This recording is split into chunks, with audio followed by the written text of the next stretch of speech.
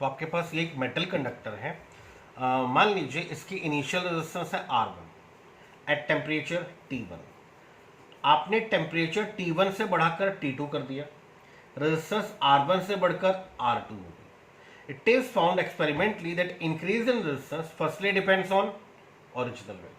मान लीजिए original value 100 थी और आपने टेम्परेचर 100 डिग्री सेल्सियस बढ़ाया, रेजिस्टेंस हो गई 110। इनिशियल वैल्यू अगर 1000 थी, आपने टेम्परेचर 100 बढ़ाया, इसमें भी 100 इसमें भी 100, रेजिस्टेंस 1000 से बढ़कर 1100 हो गई। इसमें चेंज कितना आया 10 का, इसमें चेंज कितना आया 100 का। With the same rise in temperature increase in resistance would be more if the initial value is large. तो increase in resistance firstly depends on original value. Secondly, increase in resistance depends on rise in temperature. Combining 1 and 2, we find increase in resistance firstly depends on original value. Secondly, depends on rise in temperature. और जब भी हम proportional हटाते हैं हम कुछ constant लगाते हैं। This alpha is constant of proportionality. ये अल्फा हमारे पास है constant of proportionality which we call as temperature coefficient of resistance. इसको हम बोलते हैं टेम्परेचर कोफिशिएंट ऑफ रेजिस्टेंस। तो टेम्परेचर कोफिशिएंट ऑफ रेजिस्टेंस की डेफिनेशन क्या हुई? Alpha is equal to R2 minus R1 upon R1 into T2 minus T1. It is defined as the increase in resistance per unit original resistance. Increase in resistance per unit original resistance per degree Celsius rise in temperature.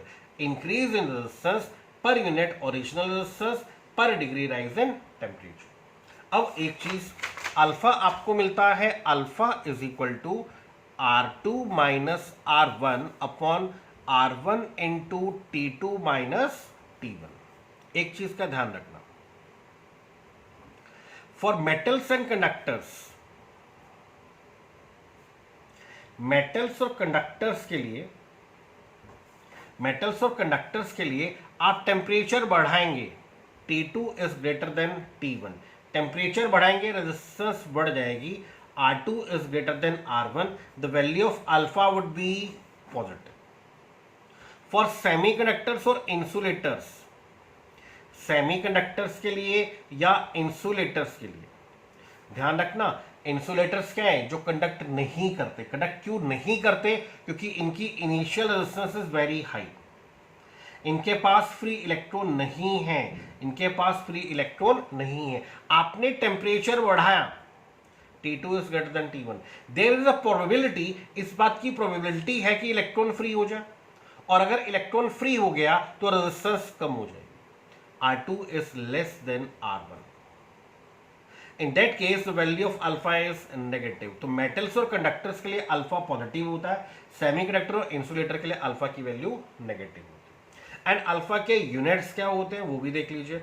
Alpha के units आपके पास है increase in resistance ohm, original resistance ohm, cancel 1 upon temperature, 1 upon temperature is per degree Celsius, और we can say per kelvin, इसको आप कह सकते हैं पर डिग्री सेल्सियस या फिर पर केल्विन।